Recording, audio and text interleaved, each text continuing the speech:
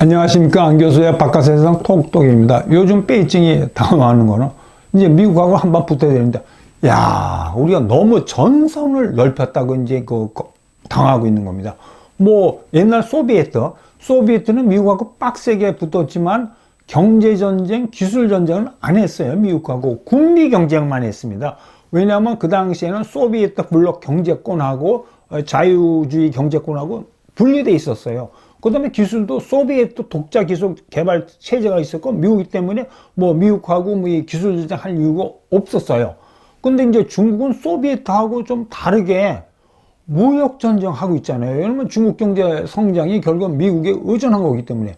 그 다음에 기술 전쟁 하고 있잖아요. 여태까지 중국이 많이 미국에서 기술을 뭐 프리런치로 뭐 했든지, 그 다음에 뭐 훔치든지 여러 가지 방법으로 의존했었거든요. 그 다음에 이제 군비 경쟁하고 있잖아요. 뭐 대만 무력 통일, 뭐, 남중국해. 너무 전선이 넓어진 거예요. 소비에트에 비해서. 그러니까 거꾸로 말하면, 소비에트도 미국하고 군비 경쟁 하나 하자 깨꿀락 했는데, 베이징이 뭐 아주 당황스럽죠. 그러니까 이제 지금, 베이징이 뭐 울며 겨자 먹기식으로 진짜 7.2% 국방비를 증액했습니다. 자, 그럼 우리가 궁금해하는 거는, 왜 이렇게 경제가 어려운데 왜 이렇게 군비 팽창을 하느냐? 근데 이제, 발목이 잡힌 거예요. 베이징 지도자가 대만 해협에 발목이 잡힌 겁니다. 왜냐면 2027년까지 대만 통일하겠다고 국제사회하고 대만하고 14억 인민들한테 이야기를 했잖아요. 근데 푸틴 대통령이 우크라이나 들어가는 거는 솔직히 말해서 탱크 몇 대 갖고 대포 몇 대 갖고 그냥 국경만 훅 넘으면 돼요. 우크라이나는 대평원이니까 그냥 밀고 들어가면 되잖아요. 그러고도 지금 뭐 2년 이상 개기고 있는데, 중국 데려가고 대만 사이에 110km 해협이 있으니까 바다를 건너서 상륙 작전을 해요. 그러니까 이 러시아군이 우크라이나 들어가는 거하고 대만 친구하고는 게임이 차원이 다른 전쟁이에요. 그러니까 지금 베이징도 이 사실 아니니까 이 해군력이 이 태평양 미 해군보다는 압도적으로 많아야 되겠다. 뭐 숫자가 비슷해도 안 되고 한 2배, 3배 압도적으로 많아야지 미 해군의 견제를 물리치고 대만을 침공할 수 있으니까 지금 뭐 씩씩거리면서 진짜 열심히 해군력을 증강하고 있는데, 여러분, 지금 중국이 보유한 그 함선수가 미국보다 많은데 함선을 갖고 있는 게 300척에서 600척으로 느리잖아요. 함선은 300척 더 건조하는데 돈이 들 뿐만이 아니고 기존에 갖고 있던 300척에서 600척을 운영하려면 해군용 운영비도 엄청나게 많이 듭니다. 거기다 또 엎친데으로 이제 중국 해군이 자기들도 글로벌 해군 되겠다고 여태까지는 대만 해하고 남중국 해만 깜짝깜짝하는데, 얼마 전에는 호주 아래쪽 태즈메니아 퍼스까지 갔잖아요. 그 돈이 점점 많이 드는 거예요. 이러다 보면 해군 때문에 진짜 위대한 중화제국이 발목이 잡히고 힘들어질 수가 있는데, 이 단증이 내가 일본 제국 해군입니다. 이 진주만 기습할 때 일본 해군이 미국의 어떤 태평양 해군력에 비하면 월등하게 많았어요. 참고로 항공모함은 개전 초기 항공모함은 8척이었는데 미국의 태평양 항공모함은 3척밖에 없고, 전함 있지 않습니까? 전함은 일본이 11척이고 미국은 9척밖에 없고, 순양함 있지 않습니까? 순양함은 일본이 18척이고 근데 미국은 13척밖에 없고, 잠수함은 일본이 67척인데 미국은 56척밖에 없었어요. 그러니까 이렇게 미국하고 한번 붙었는데, 이렇게 일본 해군이 군비를 증가하기 위해서 제가 일본 해군 흥망사라는 일본에서 나온 책을 보니까 1920년대부터 1930년대까지 한때는 많을 때는 일본 정부 예산의 3분의 1을 해군으로 쑤셔 박은 거예요. 이럴 쪽으로 해군력 양상은 어느 나라 정부의 물먹는 하마인데 중국의 그 함정에 빠지고 있습니다. 금년만 그런 게 아니고 지난 3, 4년간 계속 7% 정도의 아주 고도 군비 평창을 했는데, 펜타곤이 분석하기에는 지금 중국의 군사비가 2,460억 불 수준인데, 저게 실질적으로는 그게 2배, 한 4,500억 불 수준이 될 거다. 그러면 중국 GDP의 한 3% 수준이에요. 그럼 이런 식으로 하면 아까 제가 말씀드린 해군력 물먹는 하마인데 이 돈이 나와야 되잖아. 근데 지금 중국의 재정 수입이 확 떨어졌어요. 재정 수입이 국가 재정 수입 조세 수입이잖아요. 중국 경제가 나쁘니까 작년에 조세 수입이 4%로 훅 떨어졌는데 당초에 목표로 한 조세 수입보다 8%포인트 낮은 거래요. 그러니까 이게 아주 진퇴양난이죠. 이게 그러니까 군사 전문가들 저게 중국이 저런 식으로 나가다가는 소비에트 증후군에 빠질 수가 있다. 이렇게 우려하고 있습니다. 그 다음에 또 이제 베이징이 실망스러운 게 그 사이에 얼마나 대통령한테 공을 많이 들였어요. 미국 눈치가 보가면서 러시아 방산산업에 이 핵심 군수물자 보내주고 로 리미트 어그리멘트 하면서 절친한 친구 그래갖고 야 푸틴 나하고 손잡고 이 미국에 대항해갖고 세계의 새로운 세계 질서를 맹길자. 뉴 인터내셔널 오더를 맹길자 그렇게 야심만만하게 나갔는데 야근 푸틴 대통령이 트럼프 대통령이 몇 번 등 팍팍 두드리니까 지금 막 헷갈려갖고 주판 튕기고 있습니다. 미국 보고 히토류 우크라이나뿐만 아니고 러시아가 히토류 공동 개발하자. 그러니까 트럼프가 젤렌스키 압력을 하고 빨리 종전해 그러니까 푸틴은 반가워 죽겠고 그다음에 핵 감축하자 그러니까 푸틴 이해관계가 맞으니까 차이나 보고 핵 감축하자 나오니까 이거 허접한 동맹 믿었는데 이것도 지금 트럼프가 들어오면서 막 들이 흔들고 있는 거니까 트럼프의 기본적인 차이나 전략이 러시아하고 차이나 간의 거리를 떼놓는 겁니다. 이것도 스스로 먹혀 들어가고 있죠. 요즘 이렇게 국내외 언론을 보면 트럼프 대통령에 대한 부정적인 이 평가가 많이 나옵니다.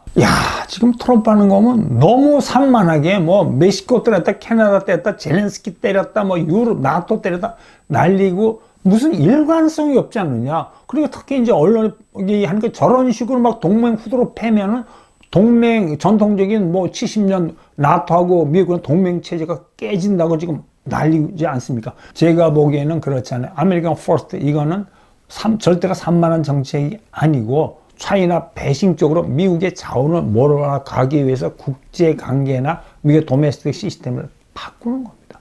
거기다 더 베이징으로 봐서는 이게 섬찟한 사실이 루비오를 수장으로 한 트럼프 팀이 단순히 무슨 무역전쟁 끝나는 게 아니고 이건 트럼프 최측근에서 나온 거라고 외신이 보도하는데 중국 경제 운영에 스트럭처럴 체인지를 바꾸려는 거다. CCP가 공산당의 이 경제 운영에서 강한 그립을 잡고 있잖아요. 잡고 있는데 집권 1기 때 차이나하고 미국과 무역 협정을 할 때 워싱턴이 뭐를 주장했냐면 너희들 법 맹길어. 중국 내에서 미국 기술을 훔치는 거를 금지하는 법을 맹길고 중국이가 미국 기업을 보호해주는 법을 맹기려고 미국이 요구했대요. 그거는 받아들일 수 없는 거죠. CCP의 CCP의 중국 경제적 그립을 약화시키는 거 아닙니까?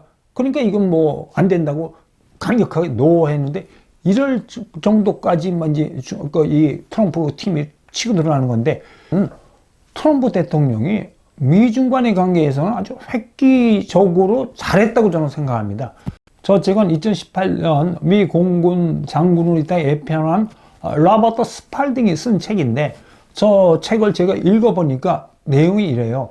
자기가 이제 백악관의 NSC 안보보좌관 쪽에서 일하면서 미국의 싱크탱크, 워싱턴에 있는 싱크탱크나 뉴욕의 글로벌 비즈니스 리더를 만나서 이거 차이나 리스크가 크다. 우리가 미국의 힘을 합쳐갖고 중국을 견제해야 된다고 이야기를 했다 그러는데 어느 누구도 이 말 씨알이 안 먹혀 들어가야 돼요. 그 당시에는 민주당 오바마 대통령 때입니다.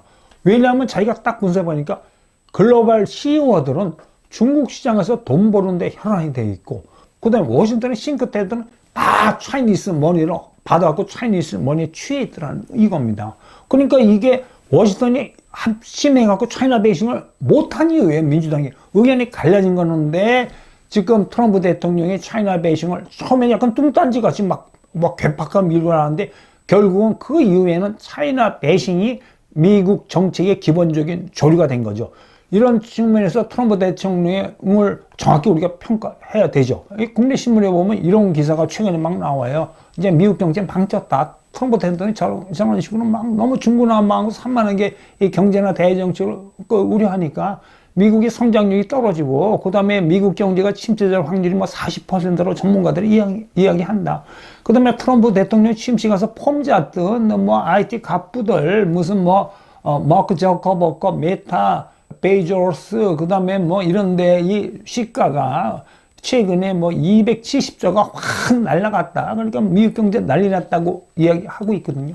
그러니까 이렇게 이야기하는 언론의 기조는 트럼프가 미국 경제를 망치고 있다는 거예요. 제가 여기에 대해서 미국의 지도자들, 제가 말하는 지도자라는 게 정치 지도자하고 경제 지도자들이 있거든요. 경제 지도자는 글로벌 CEO들한테 질문하고 싶은 게, 여러분, 뭐 아마존이고 구글이고 뭐 사장이나 뭐 직원들, 아메리칸 가리는 직원들, 앞으로 20년 후나 30년 후에 자유민주주의 체제를 신봉하는 팍스 아메리칸 체제에서 살고 싶습니까? 그렇지 않으면 CCP가 지배하는 팍스 차이나 시대에서 살고 싶으세요? 제가 물어보고 싶어요. 근데 제가 분명히 말씀드리는 걸, 지금 차이나의 중국몽이나 군사몽을 미국이 견제 안 하고 그냥 놔두니까 미국이 계속 차이나에 투자하고 기술 주고 그 다음에 이 중국 물건을 그냥 수입해 주고 쓰면은 중국이 놀랄 정도로 커가지고 어느 땐가는 미국을 초월할 수가 있어요. 그럼 전 세계 글로벌 밸류는 프리 트레이드 자유민주주의가 아니고 다른 붉은 체제가 상당한 영향력을 미칠 수 있습니다. 어느 나라의 지도자, 여기서 말하는 건 워싱턴의 정치 지도자뿐만이 아니고 실리콘밸리는 여기에는 글로벌 CEO들도 똑같아요. 그 나라에 대해서 역사관을 갖고 있고 세계관을 갖고 있어야 됩니다. 그러니까 어떤 싸워야 할 때하고 상대국하고 싸우지 말아야 할 때를 알아야 돼요. 한 예를 보세요. 윈스턴 처칠 있잖아요. 윈스턴 처칠이 1930년대 초부터, 그 당시에 처칠이 야인으로 있었는데 계속 저 히틀러가 집권하면 저 독일의 나치가 전쟁 일으키고 전쟁 준비하고 있다. 영국이 이거 강력히 맞서야 된다고 막 이야기했거든요. 영국의 정치계나 언론에 대해서. 그럴 때 어느 누구도 윈스턴 처칠의 말을 안 들었어요. 야, 저 처칠 전쟁광이라고 그랬어요. 처칠을 전쟁광이라고. 그래서 외면했거든요. 그런데 히틀러가 집권하자마자 진짜 체코를 침공했고 일부를 합병했을 때 영국 내에서는 평화협상파가 있어갖고, 야야, 나치 히틀러 싸우지 말자. 이렇게 협상 적당히 해가지고 나치를 저 체코몽을 끝나게 하자 그러고 평화협상파가 났고 뮌헨에서 협상하지 않았습니까? 근데 그 평화협상을 하고 나서 몇 년에 폴란드 침공하고 2차 대전이 터졌잖아요. 처칠이 정확히 역사관과 세계관을 가지고 파악한 겁니다. 이 독일 제국의 부흥과 전쟁 위기에 대해서. 그리고 한 가지 약간 뭐 글로벌 CEO들한테 막 좀 아쉬운 이야기지만, 그때 글로벌 CEO들은 독일의 부흥에 대해서 뭐 경계하는 것보다는 독일 시장, 그 다음에 뭐 세계적인 자동차인 GM 같은 것도 어떤 일부 역사에 보면 GM 독일 자회사는 독일 나치군들을 위해서 뭐 트럭 맹길고 군수 맹길고 그랬습니다. 이런 문제가 있기 때문에 그 미중 패권 전쟁은 당연히 뭐 트럼프 대통령하고 시진핑하고 싸우는 게 아니에요. 아메리칸의 미래하고 차이니스 미래가 달려있는 거고, 한번 붙을 때는 뭔가 코스트가 있으면은 이걸 국민들이 큰 국가적인 목적이나 세계관을 가지고 부담해줘야지. 무슨 뭐 성장률이 떨어지니 뭐 주가는 내려갔다 올라갑니다. 솔직히 말해서 집권 일기일 때 미국의 주가 확 뛰고 미국의 성장률 좋았어요. 그다음에 이제 또 마지막으로 우려하는 게, 야, 트럼프 대통령 저렇게 중국을 자극해대면 중국이 세계 2위의 군사 대국인데 잘못되면 중국하고 한번 전쟁 나는 거 아니냐. 자, 근데 여러분 이제 투키티데스 함정에 대해서 잘 아시잖아요. 세계의 헤지모니가 바뀌면 항상 전쟁이 일어났거든요. 근데 뭐 지난 세계 1차 대전, 2차 대전 보면 이래요. 앵글로색슨이 세계 헤지모니를 잡고 있는데 또는 게르만 엠파이어가 도전해갖고 1차 전쟁, 2차 전쟁이 났잖아요. 그러니까 세계 헤지모니를 잡은 나라가 전쟁을 일으킨 게 아니고 도전하는 나라가 전쟁을 일으킨 겁니다. 그리고 일본 제국도 진주만 스키하면서 미국에 도전해갖고 전쟁을 일으켰잖아요. 그렇게 전쟁이 나요. 자, 그럼 지금도 헤지모니가 바뀌면 토키오에서 함정에 이루어내면 한번 전쟁이 나야 돼. 지금은 전쟁은 무력 전쟁이 나야 되는데, 왜 그러면 뭐 대만 해협이나 남중국에서 빡세게 붙는 거죠. 그런데 저는 아주 이건 역설적인 이야기지만 오히려 트럼프 대통령이 지금 차이나하고 치킨 개인용 무역전쟁을 함으로써 이 무역전쟁은 하지만 실질적으로 군사적인 전쟁은 오히려 막는 효과가 있다고 이야기합니다. 간단히 설명을 드리면 있습니다. 지금 트럼프하고 이 베이징하고는 저렇게 치킨 게임을 하는 거예요. 극단적으로 치달아요. 뭐 서로 관세 올리고 뭐 하고 뭐 난리 치잖아요. 그러면 저럴 때는 치킨 게임 할 때는 누가 많은 피해를 보냐에 의해서 이게 싸움의 승패가 결정됩니다. 그러니까 저렇게 막 팍세게 무역 전쟁을 하면 미국의 소비자는 좀 일시적으로 미국 기업은 힘들 수가 있지만 미국이 전체적으로 많은 피해를 보느냐, 차이나가 뭐 많은 피해를 보냐 하는 건데, 하여튼 이런 식으로 빡세게 붙으면 어느 한 나라가 상처가 너무 피해가 커가지고 기진백진 해버리면은 무력 전쟁이 일어날 수가 없죠. 왜냐면 전쟁을 할 능력이 없으니까. 한 가지 확실한 거는 차이나가 이제 노가나 할 거예요. 그러면 차이나가 모든 걸 현실적으로 깨달는 게 뭐냐? 차이나 내부 정치 시스템에도 변화가 일어나고 대정책도 바뀌어갖고 다시 어떤 자유로운 세계 경제 질서를 되찾을 수 있으라고 저는 생각합니다. 오늘은 여기까지 하겠습니다. 여러분 오늘 하루 원더풀 하십시오. 대한민국도 원더풀입니다. 감사합니다.